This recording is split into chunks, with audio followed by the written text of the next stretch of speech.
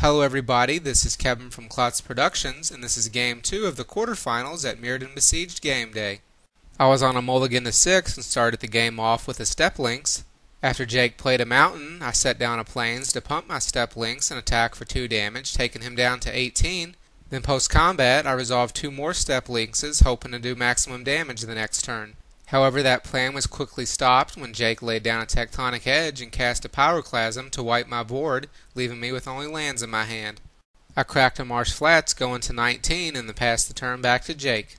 He then put a sphere of the suns into play, and then I cracked another flats going to 18 and resolved a memnite.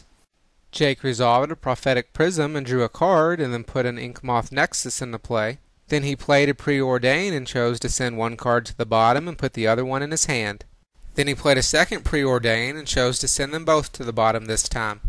For my next turn, I played a contested war zone and then used it to pump my memnite and take Jake down to 16.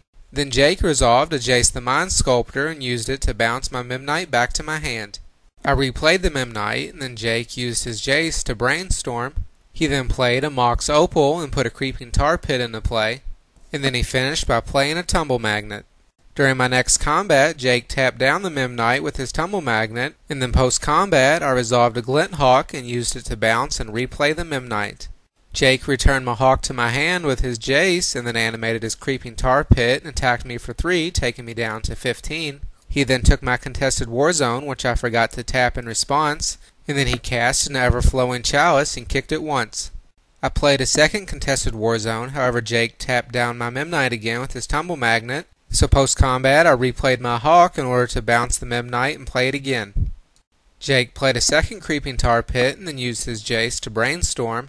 He then played a second tumble magnet. Then for his combat, he animated his creeping tar pit and attacked again, along with the contested war zone, to do 4 damage to me and take me down to 11 life. He then took my second contested war zone, which I was smart enough to tap first this time so he wouldn't be able to use it, and then he passed the turn. For my next combat, Jake used his tumble magnet to tap down my hawk, and then I attacked with my memnite to kill his Jace. Post-combat, I played a second glint hawk and then bounced the memnite and replayed it. Jake activated both his creeping tar pits along with his contested war zone to do 8 damage to me and take me down to 3 life.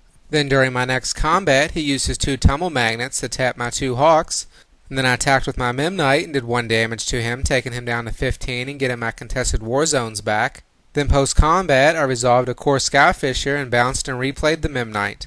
However, death was inevitable for me as Jake animated his tar pit 1 more time and took it to the red zone, finishing me off for the win, taking him to the semifinals.